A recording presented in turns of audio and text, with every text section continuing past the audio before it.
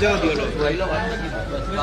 અને મીડિયાના મિત્રોનું ખૂબ હૃદયપૂર્વક આજની આ પ્રેસ કોન્ફરન્સમાં સ્વાગત કરું।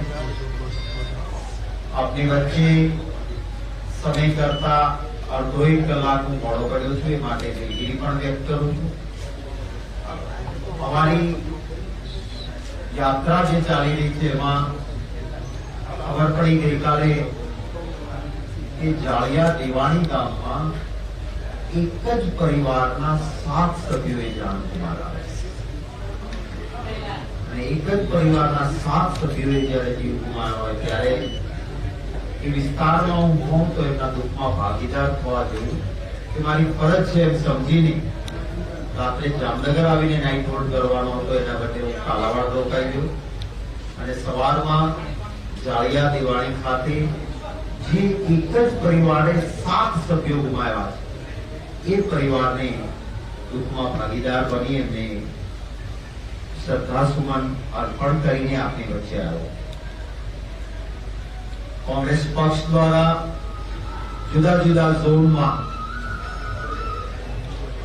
અમારી જનસંપર્ક પરિવર્તન સંકલ્પ યાત્રા એ શરૂ થઈ છે।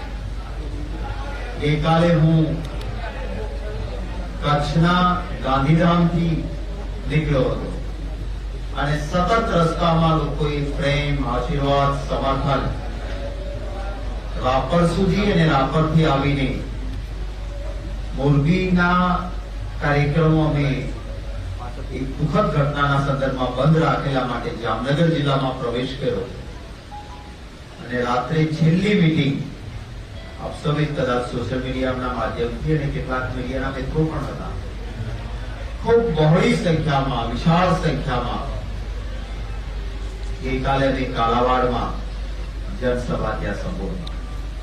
આજે આપ સૌની વચ્ચે જામનગર આવ્યા પછી આગળના 7 દિવસો સુધી કાર્યક્રમ 9 જિલ્લાઓનો જે યાત્રા છે એમાં હું સાથે રહેવાનો છું। ઘણા લાંબા સમયથી ભારતીય જનતા પાર્ટીની સરકાર ગુજરાતમાં છે। દર ચૂંટણી વખતે કોઈક ને કોઈક ગિમિક, કોઈને કોઈ એવા મુદ્દા નિમિત્તે લોકોને અપેક્ષાઓ આપીને મતોનું રાજકારણ કર્યું અને ચૂંટણી પૂરી થાય એટલે ભારતીય જનતા પાર્ટીના नेताए जाहिर कर दी कि चुनाव के वक्त हम कहते हैं वो करना थोड़ी होता है, वो तो जुमला होता है। ત્યારે આ જુમલાઓ આપ્યા સામે જે ગુજરાતીનું ડીએનએ એટલે કે લોહીમાં વિકાસ છે એ ગુજરાતીઓની સમસ્યાઓ છે અને રાહુલ ગાંધીજીના નેતૃત્વમાં અમે જ્યારે દ્વારકા મળ્યા ત્યારે ગુજરાતીઓ માટે શું કરી શકાય અને શું જરૂરિયાત છે એના માટેનો એક સંકલ્પ પત્ર તૈયાર કર્યો છે। એ પોઝિટિવ એજન્ડા છે અને સકારાત્મક એજન્ડા સાથે અમે આ ચૂંટણીમાં જઈ રહ્યા છીએ। આજે મોરબીની જે ઘટના બની અતિ કરુણ ઘટના છે। આ ઘટનાના સમયે રાજનીતિ કરવી એ અમારો સ્વભાવ નથી। એમના દુઃખમાં ભાગીદાર થવા માટે માનનીય અશોક ગેહલોતજીથી માંડીને સમગ્ર ગુજરાતનું અમારું મોવડી મંડળ ત્યાં હાજર હતું। હું પરમ દિવસે આખો દિવસ મોરબીમાં હતો, પરંતુ કેટલાક મુદ્દાઓ એવા છે કે જો અમે જનતાના સામે એ વ્યાજબી મુદ્દા ન ઉઠાવીએ તો એક વિરોધ પક્ષ તરીકે અમે પણ અમારો ધર્મ ચૂક્યા છીએ, અમારી ફરજ ચૂક્યા છીએ એવું લાગે એટલા માટે કેટલાક સવાલ પણ જરૂર ઉભા થાય। ચૂંટણી આવે છે એટલે રાતોરાત બ્રિજ ખુલ્લો મૂકી દેવાનો અને એની ક્રેડિટ ભારતીય જનતા પાર્ટીએ લેવાની કે જો અમે બ્રિજ ખુલ્લો મૂકી દીધો। ટેકનિકલ સેન્કશન અતિ આવશ્યક, તાંત્રિક મંજૂરી વગર કેવી રીતે બ્રિજ પર માણસો ગયા? આ કોઈ ખૂણે ખાંચકે બનતી તો ઘટના નહોતી। જો ભારતીય જનતા પાર્ટી બોર્ડ મૂકીને ઝૂલતો પુલ ખુલ્લો મૂક્યો એ અમારું સફળતા છે એમ કહેતી હોય તો પછી જે ઘટના બની એની જવાબદારી પણ સ્વીકારવી પડે। જે પરિસ્થિતિ ત્યાં નિર્માણ થઈ, કેટલાય લોકોએ જાન ગુમાવ્યા। ત્યારે અમારી માંગણી છે કે સુપ્રીમ કોર્ટ કે હાઈકોર્ટના સિટિંગ જજ મારફત આની તપાસ થવી જોઈએ. જો ભાજપ કંઈ છુપાવવા માંગતું નથી, કંઈ છાવરવા માંગતા નથી કોઈને, તો વાંધો શું હોઈ શકે? હાઈકોર્ટ કે સુપ્રીમ કોર્ટના સિટિંગ જજ તપાસ કરે, દૂધનું દૂધ ને પાણીનું પાણી થાય. અમે કોઈને પણ બચાવવા માંગતા નથી જ્યારે 143 કરતા વધારે વ્યક્તિઓના જીવ ગયા હોય. આ એક ગુનાહિત બેદરકારી છે અને એમાં કોઈની ટીપાપોટી ન ચાલે. આ અમારી એક માંગણી છે. આગામી કાર્યક્રમમાં, અમારા જનસંપર્ક કાર્યક્રમમાં અમે આગળ વધી રહ્યા છીએ. લોકોનો પ્રેમ, આશીર્વાદ અને સમર્થન જે રીતે પ્રાપ્ત થયું છે એ માટે હું એ સર્વે આપણા વાલા ગુજરાતીઓનો આભાર માનું છું કે કોંગ્રેસને સમર્થન આપી રહ્યા છે. આપના કોઈ સવાલો પર એનું સ્વાગત.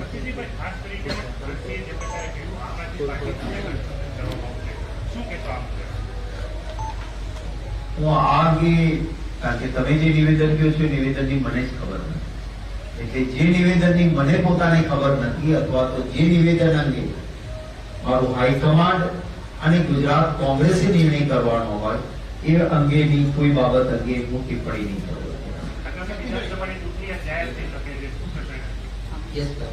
કોંગ્રેસ દ્વારા વાત આવે છે કે ગયા વખતે જામનગર જિલ્લા સૈનિક પહેલી ચૂંટણીમાં ખરાબ રીતે હાર્યા હોય એને પણ ટિકિટ આપવાના જો વિધિત કરવા જવું કંઈ તમારું સંકલન જોડાય છે?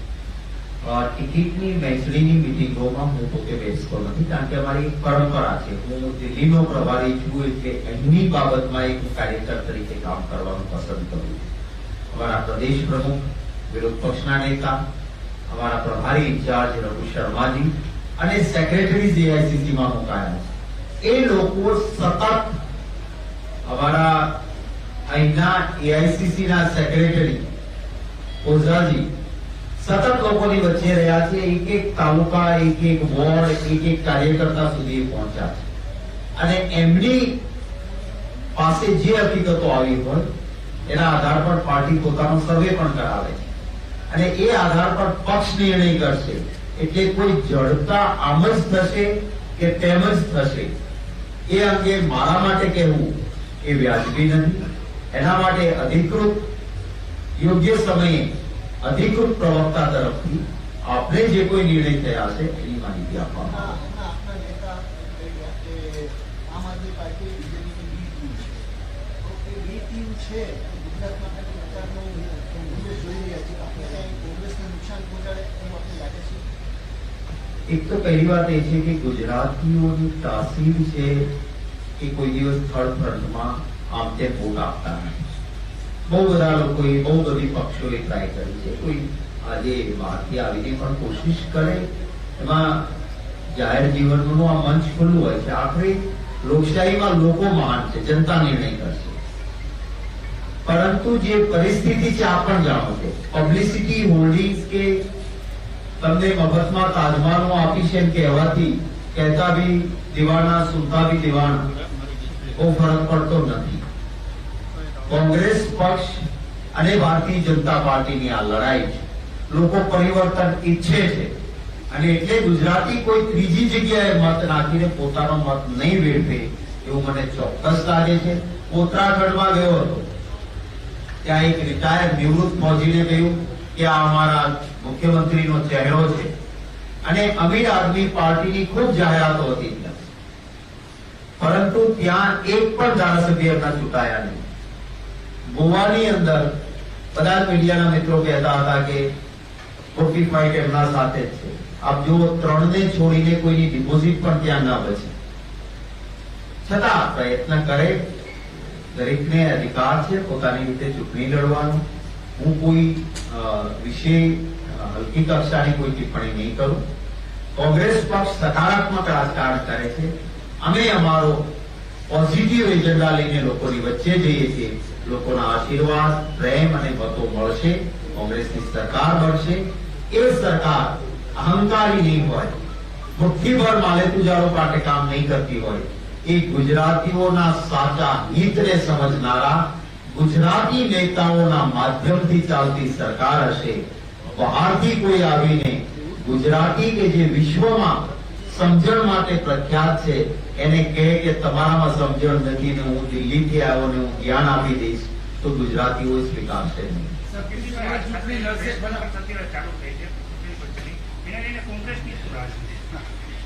ચોક્કસ સ્વાગત છે. ચૂંટણીનું આખું ગુજરાત રાહ જોવે છે. અમે અમારી તૈયારીઓ શરૂ ખૂબ એડવાન્સ કરી છે. આશા હતી અને આજ સુધીની પરંપરા એ રહી કે હિમાચલની ચૂંટણી જાહેર થાય એના સાથે ગુજરાતની થઈ જવી જોઈએ, પણ ચૂંટણી પંચ એ બંધારણીય તટસ્થ સંસ્થા તરીકે વર્તે એ આવકારદાયક હોય છે. ને હું આવી સંસ્થાઓની ટીકા નથી કરતો, પણ એટલું જરૂર અપેક્ષા હતી કે હિમાચલની ચૂંટણીઓ જાહેર થઈ એ જ તારીખે ગુજરાતની કરી હોત તો પ્રજાના કરોડો રૂપિયા બચી શક્યા હોત. પ્રજાના પૈસે વડાપ્રધાન શ્રી અને ગુજરાતના મુખ્યમંત્રી શ્રી અને મંત્રીઓએ પૈસા પ્રજાના અને કોના બાપની દિવાળી બે જણાધન રાજકીય કાર્યક્રમો, ભાજપની પ્રચાર સભા હોય એવા કાર્યક્રમો પ્રજાના પૈસે થયા એ ન થયા હોત અને ચૂંટણી વહેલા જાહેર થઈ હોત તો આ પુલ ખુલ્લો મૂકવાનું નાટકે ન થયું હોત ને કદાચ 143 ના જીવ બચી શક્યા હોત. પરંતુ હવે જયારે આજે ચૂંટણી જાહેર થઈ રહી છે તો ચૂંટણી એ પણ એક યજ્ઞ છે, એક પર્વ છે લોકશાહીનું, અને એ લોકશાહીના પર્વમાં સ્વાગત છે. આખરે જનતા જનાર્દન ગુજરાતની જનતા નિર્ણય કરશે અને મને વિશ્વાસ છે કે ગુજરાતની જનતા ભારતીય જનતા પાર્ટીના ગેરવહીવટ, ભય મુક્ત ભ્રષ્ટાચાર, મોંઘવારી, બેરોજગારી, યુવાનોના પેપર ફૂટે, ખેડૂતોની પરેશાની, સરકારી દરેક વર્ગના કર્મચારીઓની સમસ્યાઓ આનો જવાબ આપશે અને કોંગ્રેસને શાસન આપશે. સતીભાઈ, આપ ચૂંટણી લડશો, આપ પ્રધાન નેતા છો, ચૂંટણી લડશો કે સીએમની સ્પર્ધામાં? હું ચોક્કસ કહીશ કે હું કોંગ્રેસનો કાર્યકર્તા છું અને કાર્યકર્તા કોઈ સ્પર્ધામાં નથી હોતો. કાર્યકર્તાનો રોલ નેતા નક્કી કરે. મારા પક્ષના હાઈકમાન્ડ તરફથી જે આદેશ આવે એ આદેશ કાર્યકર્તા તરીકે અને અહીંયા કાર્યકર્તા તરીકે કામ કરવા માટે આવ્યો છું. હું ચૂંટણી મારે લડવી કે નહીં લડવી એનો ક્યારેય મેં નિર્ણય કર્યો નથી. મેં ક્યારેય ટિકિટો માંગી નથી. મારો નિર્ણય મારું હાઈકમાન્ડ કરતું હોય છે અને હાઈકમાન્ડનો નિર્ણય એ હંમેશા સર આંખો પર હોય છે. એવું કહેવું કે 150 પ્લસ મેં 3 આટલી એ લોકોનું અપમાન છે. તમે કહો છો કેટલી કોંગ્રેસના, હું તો એમ માનીશ કે અમે 182 લડીએ છીએ. મને વિશ્વાસ છે કે જનતાના આશીર્વાદ મળશે અને પૂર્ણ બહુમતી સાથે અમારી સરકાર બનશે. આંકડો આપીને એમ કહેવું કે જાણે કે સીટો અમે જીતવાના એ અમારા ખીચામાં છે, એ અહંકાર છે અને ભાજપ અહંકાર કરી શકે. કોંગ્રેસ વિનમ્રતાથી કામ કરવામાં માને છે, અહંકાર માને છે.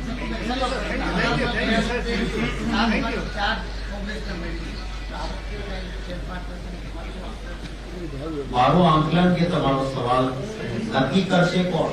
એમાંથી કોઈ નહીં કરી શકે, જનતા નક્કી કરશે અને જનતાના આશીર્વાદ બધી જ સીટો પર અમને મળે એવી અમારી પ્રાર્થના છે. પરિણામ લોકોના હાથમાં હોય.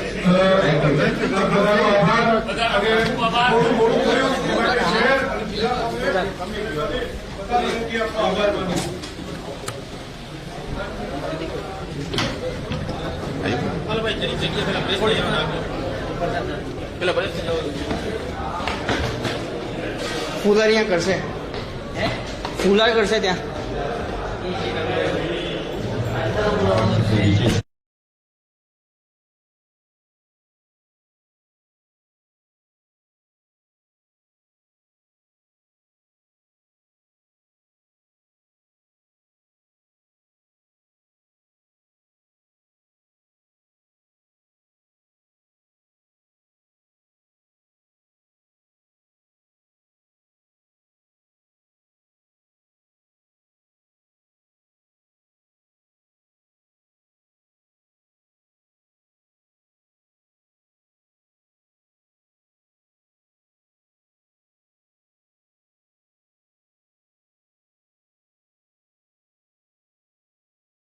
કરે આપણે જેની આતુરતાથી રાહ જોઈ રહ્યા હતા એવા આપણા લોકવાળિયા નેતા શ્રી શક્તિસિંહ ગોયલ સાહેબને વિનંતી કે મંચ ઉપર તેઓ પોતાનું સ્થાન ગ્રહણ કરે. સાથે સાથે શહેર કોંગ્રેસના પ્રમુખ, જિલ્લા કોંગ્રેસના પ્રમુખ, ઓબીસીના પ્રમુખ આપણા શ્રી ઘનશ્યામભાઈ ગઢવી, શ્રી જીતુભાઈ વલોકરિયા, જીતેન્દ્રસિંહ જાડેજા, આ તમામ મહાનુભાવો મંચ ઉપર પોતાનું સ્થાન ગ્રહણ કરે. આપણે મિત્રો हाँ, शक्ति भाई का मैं आप सब लोगों को एक यहाँ बतलाना चाहूंगा साथियों कि शक्ति भाई जहां कहीं भी जाते हैं तो वहां पर संगठन को एक अजीब शक्ति मिल जाती है.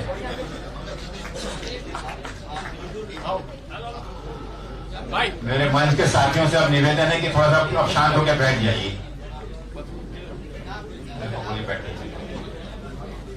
एक शांत होकर बैठ जाइए थोड़ा. हम लोग वैसे भी थोड़ा देर से चल रहे हैं. सब लोग बैठ जाइए.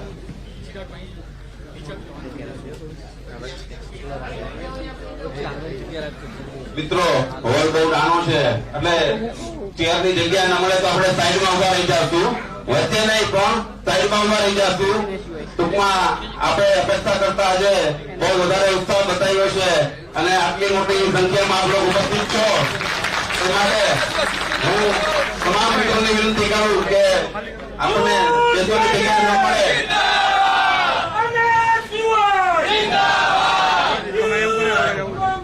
આજે આપણે જોઈ રહ્યા છીએ કે યુથ બહુ ઉત્સાહમાં છે અને તેઓનો ખૂબ ખૂબ આભાર.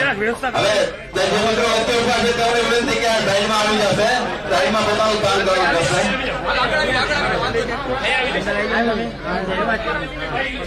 बहुत बहुत साथियों, मेरे युवा साथियों, आपका जो जोश है उसमें मजा तब आएगा कि अब थोड़ा सा अनुशासन का पालन करते हुए हम इस कार्यक्रम को जो संकल्प लेने के लिए हम सब लोग यहाँ आए हैं और दिल्ली से विशेष रूप से मैं आप लोगों के बीच आप लोगों का साथ देने के यहाँ आया हूँ. तो आप सब लोगों का मैं आभार व्यक्त करता हूँ. जैसे मैं आपसे कह रहा था कि भाई शक्ति सिंह जी के आगमन से जिस प्रकार से पूरी एक ऊर्जा और एक शक्ति आप सब लोगों में संचालित हुई है, इसी शक्ति सिंह जी ने दिल्ली के हमारी राजधानी में इसी प्रकार से संगठन को एक नई शक्ति प्रदान की और साथ ही साथ आज अखिल भारतीय स्तर पर भी भाई शक्ति सिंह जी का एक संगठन की मजबूती के लिए, संगठन के एक संचालन के लिए और संगठन को एक ताकत देने की, शक्ति देने का एक बहुत महत्वपूर्ण कार्य वो कर रहे हैं. और ये हमारा सौभाग्य है कि आज विशेष रूप से गुजरात में, सौराष्ट्र में और उससे भी महत्वपूर्ण उनके गृह जिले में आज हम सब यहां पर गुजरात प्रदेश कांग्रेस कमेटी द्वारा जो 5 प्रमुख रूटों पर पूरे प्रदेश के अंदर में जो परिवर्तन का संकल्प लेते हुए जो यात्रा निकली है, उस यात्रा में आप सब लोगों के साथ मुझे सहभागी होने का मौका मिला है. मैं गुजरात के प्रदेश कांग्रेस कमेटी के सभी समस्त पदाधिकारियों का, हमारे गुजरात के सभी फ्रंटल ऑर्गेनाइजेशंस के सेवा दल, युवा कांग्रेस, महिला कांग्रेस, एनएसयूआई, सभी फ्रंटल ऑर्गेनाइजेशन के समाज साथियों का, पदाधिकारियों का और साथ ही साथ जिला कांग्रेस के हमारे सभी समस्त पदाधिकारियों का विशेष रूप से यहां पर मैं अभिनंदन करता हूं, अभिवादन करता हूं और मुबारकबाद देना चाहता हूं कि पिछले दिनों से के संघर्ष के दौरान 27 साल से जिस राज्य में भारतीय जनता पार्टी का प्रशासन चल रहा है, उस राज्य में कांग्रेस की अलग लेकर माननीय सोनिया गांधी जी और राहुल गांधी जी के नेतृत्व में बिना किसी खौफ के, बिना किसी डर के निर्भीक तरीके से आप लोग संघर्ष करते आए और ये उसी का नतीजा है कि आज गुजरात के अंदर गुजरात की जनता एक परिवर्तन देखना चाहती. और उसी परिवर्तन की उस दिशा में एक जन जागरण के लिए आप लोग रास्ते पर निकल चुके हैं। साथियों, वाकई में एक ऐतिहासिक मोड़ पर आकर हम खड़े हुए हैं, जहां पर प्रदेश की जनता वास्तविकता में जानना चाहते कि 27 सालों में प्रदेश का क्या विकास हुआ, प्रदेश में कितनी रोजगारियां उत्पन्न हुई, प्रदेश की स्वास्थ्य व्यवस्था में क्या सुधार हुआ, प्रदेश की शिक्षा व्यवस्था में क्या सुधार हुआ।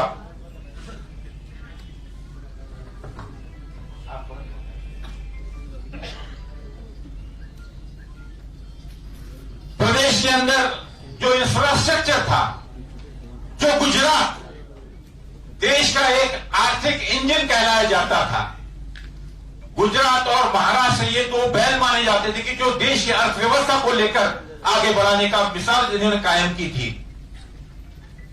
देश में नई नई आर्थिक नीतियों का एक नया दिशा जिस राज्य ने दी थी, जहां के उद्योग, जहां के हमारे कार्मिक लोग, हमारे के आर्टिसन, जहां के कलाकार, जो पूरे देश के अंदर एक ख्याति, जहां का अगर आप देखें तो जिस जामनगर की घड़ियां, जामनगर की फोर्जिंग, जामनगर के इंजन सिर्फ हिंदुस्तान में नहीं विदेशों में जिसकी मांग हमेशा से रही है और जो पहचान रही है जामनगर की, इन हर एक छोटे छोटे उद्योगों का आज क्या हाल हुआ है।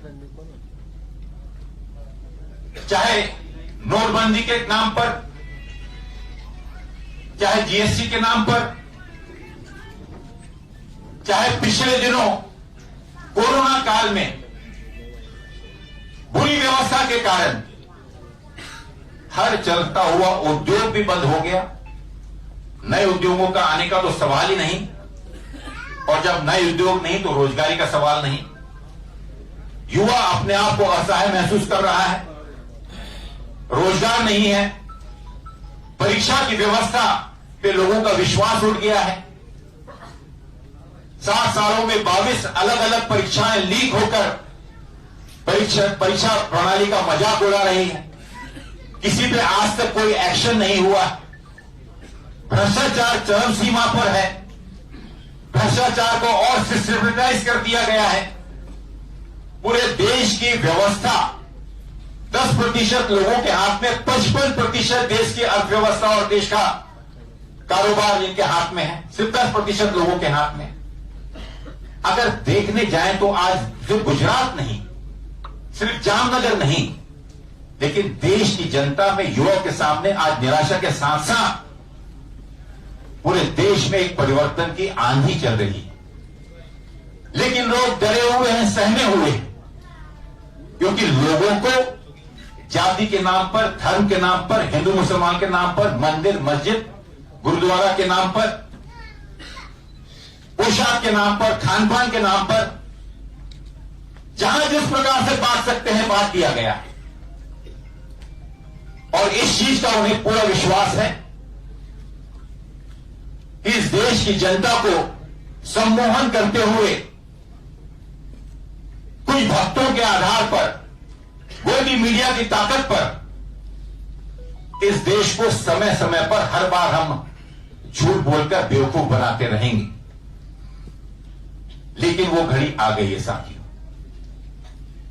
और इस घड़ी में जहां माननीय राहुल गांधी जी कन्याकुमारी से कश्मीर तक 3570 किलोमीटर पैदल अपने 2 पांवों पर चलकर इस देश की जनता के बीच में एक जागरूकता कायम करने के लिए, देश की जनता को जोड़ने के लिए और इस बहकावे से उन्हें बाहर निकालने का कठिन प्रयत्न कर रहे हैं, आज उस संकल्प में, उस तपस्या में आप सब लोग सहभागी होने जा रहे हैं। और मैं बधाई देना चाहूंगा भाई शक्ति सिंह गोहिल जी को, प्रदेश कांग्रेस कमेटी को, हमारे सभी पदाधिकारियों को, कि इस ऐतिहासिक यात्रा का आप सब नेतृत्व कर रहे हैं। ये परिवर्तन संकल्प यात्रा किस चीज के लिए है, ये आप भली भांति जाते हैं। जितने ही भाषण हम लोग दे दें, जितनी ही कमियां हम गिना दें, माननीय मुख्यमंत्री जी का नाम 10-10 बार कह दें, लेकिन इस संकल्प यात्रा की सफलता तब तक नहीं होगी। देश की जनता आपके तरफ काफी आशा और उम्मीद के साथ देख रही है कि कांग्रेस ही वो पार्टी है जो इस देश को एकत्र रख सकती। लेकिन ये संकल्प की शुरुआत आपसे होगी, हमसे होगी, जहां पर हमको संकल्प लेना होगा कि इन सब कमजोरियों के बावजूद हम अपने पार्टी की एकता, पार्टी के जो मूल्य हैं, सर्वधर्म समभाव के पार्टी के जो मूल्य हैं, अगर आप पिछड़ा छोड़कर आदिवासी, पिछड़े, हमारे अल्पसंख्यक, गरीब, किसान, युवा, मजदूर, महिलाएं, हर एक को एक नजर से एक साथ मिलाकर चलने का संकल्प हम लोगों को लेना होगा।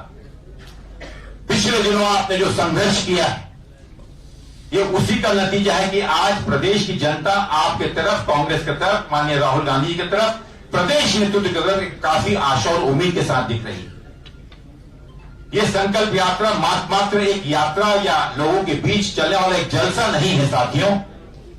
ये माननीय राहुल गांधी जी द्वारा पूरे देश के अंदर में भारत जोड़ने की जो एक प्रक्रिया चल रही है, इस महाभारत के युद्ध में जहां पर अर्जुन की भूमिका माननीय राहुल गांधी जी निकले हैं, वहां पर आप और हम सब इस धर्म और अधर्म की लड़ाई में धर्म के साथ, पूरे विश्वास के साथ हम खड़े हुए हैं और हमें विश्वास है कि जीत धर्म की होगी, सच्चाई की होगी। और इसी विश्वास के साथ इस संकल्प यात्रा को लेकर आप और हम सब यहां निकले हुए हैं। और जैसा मैंने कहा, मैं दोहराना चाहूंगा कि मैं अपने आप को सौभाग्यशाली महसूस करता हूं कि मैं आप लोगों की संघर्ष यात्रा में, इस संकल्प यात्रा में, इस संघर्ष यात्रा में, इस महाभारत के युद्ध में, गुजरात की इस पावन भूमि में आपके साथ खड़े होने का मुझे मौका मिला है। आपको एक चीज बता दूं साथियों कि अभी 12 बजे इसका अनाउंसमेंट हो गया होगा या होगा। हमारे कई साथी यहां पर हैं। मैं भी हमेशा अपने यहाँ जब होता तो पहले शामिल हुआ करता था, अब नहीं। जो टिकट के उम्मीदवार होंगे, चुनाव लड़ना चाहते होंगे, मेहनत उन्होंने की होगी, किसी ने 5 साल, किसी ने 3 साल, किसी ने 10 साल, किसी ने 15 साल, एक अनार और 100 बीमार की स्थिति है। मैं इतना ही कहना चाहूंगा साथियों कि आज एक बड़े लक्ष्य के लिए हम सब लोग यहां खड़े हैं। बड़ा लक्ष्य है झूठ को परास्त करना।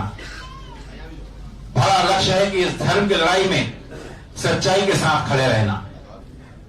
हमारे निजी, व्यक्तिगत कुछ हमारे स्वार्थ हो सकते हैं, लेकिन आज देश के हित में, प्रदेश के हित में, हमारे जिले के हित में हम सब लोगों को एक संकल्प लेकर यहां से उठना है कि आला कमान का जो कोई भी निर्णय होगा, जो कोई भी उम्मीदवार चयनित किए जाते हैं या डिक्लेयर किए जाते हैं, हम सब ये समझकर कि उसमें अपने आप की प्रतिमा देखते हुए एक साथ, एकजुटता के साथ इस चुनाव के महायुद्ध में हम मिलकर लड़ें। और मैं आपको इस चीज का आश्वासन दिलाना चाहता हूं, साथियों, विश्वास दिलाना चाहता हूं कि अगर हम एक बार हमारी ये 5 मुट्ठियां अगर मिल गई तो इस झूठ का, इस 27 साल के अनैतिक शासन का हम निश्चित रूप से हम जीत हासिल करेंगे और इन्हें हम परास्त करेंगे। इन्हीं शुभकामनाओं के साथ मैं 2 दिन यहां पर इस यात्रा में हूं। मेरे सभी साथियों का, मैं आप सबका कृतज्ञ हूं कि आप लोगों ने बहुत अच्छा आयोजन सब जगह किया। आगे भी इस यात्रा के साथ हम लोग निकलेंगे। आपका जोश और आपकी ताकत, यही इस जीत की सबसे बड़ी, विश्वास का हमारी सबसे बड़ी धरोहर है। मैं आप सबका पुनः एक दिल से आभार व्यक्त करते हुए अपने शब्दों को यहां विराम देता हूं। जय हिंद, जय गुजरात। बहुत बहुत आभार। हाँ, હું દિગુભા જાડેજાને વિનંતી કરું કે તેઓ શાબ્દિક સ્વાગત કરે શ્રી દિગુભા જાડેજા। જય કોંગ્રેસ. આજની આપણી આ પરિવર્તન સંકલ્પ યાત્રામાં પધારેલ આપણા રાજ્યસભાના સાંસદ માનનીય શક્તિસિંહ ગોહિલજી બાપુ, સાથે સાથે ઘનશ્યામભાઈ ગઢવી સાહેબ જે ગુજરાત ઓબીસી પ્રમુખ છે, સાથે સાથે આપણા કેસરી સાહેબ જે ઇઠોતેરના પ્રભારી છે, સાથે સાથે જિલ્લા કોંગ્રેસ સમિતિના પ્રમુખ જીવણભાઈ, પ્રદેશના જનરલ સેક્રેટરી ભીપેન્દ્રસિંહ ભીખુભાઈ રાવતલિયા સાહેબ, સાથે સાથે સારાબેન મકવાણા, યુથ કોંગ્રેસના પ્રમુખ તોસીફભાઈ, યુનિવર્સિટીના મહિપાલસિંહ શક્તિસિંહ જેઠવા, સાથે સાથે વિરોધ પક્ષના નેતા આનંદભાઈ, સાથે મહિલા કોંગ્રેસના પ્રમુખ, તમામ મારા આ વિસ્તારના 11 મારા કોર્પોરેટરશ્રીઓ અને તમામ ફંડેલ ફેલ જે અહીંયા આપણી આ સંકલ્પ યાત્રામાં જોડાયા છે. બહુ લાંબો સમય થઈ ગયો છે અને આપણે હજી બાઇક યાત્રા કાઢવાની છે. અને જેમ બાપુએ કીધું એમ કે જે મોરબીની એક દુઃખદ બનાવ બન્યો છે એટલે સન્માનનું જે આપણે મોકૂફ રાખ્યું છે એટલે શબ્દથી આ બધા આપણા બધા વતી પરિવાર વતી હું તેમનું શબ્દથી સન્માન કરું છું, એમને આવકારું છું. જય કોંગ્રેસ. હા, ખૂબ ખૂબ આભાર મિત્રો.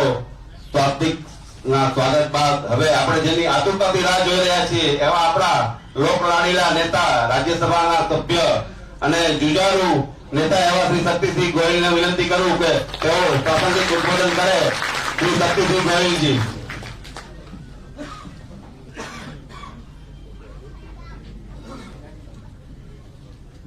એકવાર આપણે સૌ પોતાની જગ્યાએથી ઉભા થઈ અને તેમનું અભિવાદન કરતું. શ્રી શક્તિસિંહ બાપુ, તુમ આગે बढ़ो, हम तुम्हारे साथ हैं. શ્રી શક્તિસિંહજી આગે बढ़ो. તો બહુ બહુ આભાર.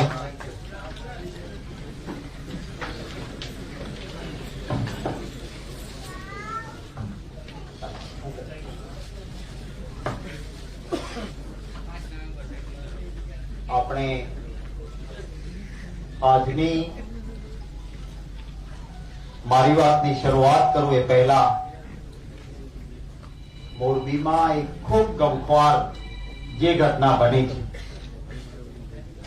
143 કરતા વધારે વ્યક્તિઓએ જીવ ગુમાવ્યા છે, ત્યારે હું આપ સૌને વિનંતી કરીશ કે 1 મિનિટ માટે આપણે આપણા સ્થાન પર ઉભા થઈ મૌન પાળીને એમને શ્રદ્ધાંજલિ અર્પણ કરીએ.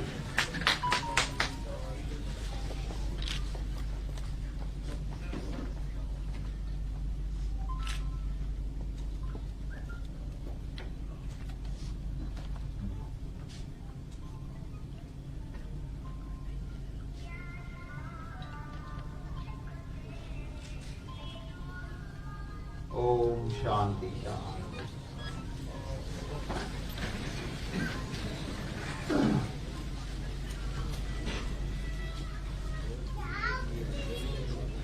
આપની વચ્ચે આવતા મને ઘણું મોડું થયું, કારણ કે હું ગઈકાલે રાત્રે જામનગર આવીને નાઇટ હોલ્ટ મારો જામનગરમાં હતો, પરંતુ કાલાવાડ પહોંચ્યો ત્યારે ખબર પડી કે બાજુમાં જાળિયા દેવાણી ગામ છે અને એક જ પરિવારના 7 વ્યક્તિઓ આ મોરબી હોનારતમાં મૃત્યુ પામ્યા છે. અને એટલા માટે જામનગર આવવાના બદલે રાત્રે કાલાવાડ જ રોકાઈ ગયો હું, કારણ કે રાત્રે કોઈને ત્યાં આપણે દુઃખમાં ભાગીદાર થવા જવાતું નથી. એટલે સવારમાં જાળિયા દેવાણી થઈને અહીંયા આવવું પડ્યું, જેના કારણે કેટલાક મિત્રો સર્કિટ હાઉસમાં મારી રાહ જોતા હતા. હું રાત્રે સર્કિટ હાઉસ રોકાવાનો હતો, સવારમાં એમને મળવાનો મેં સમય આપેલો હતો, પરંતુ આ એક દુઃખદ ઘટનાના કારણે સમગ્ર કાર્યક્રમમાં ફેરફાર થયો અને કેટલાક મિત્રોને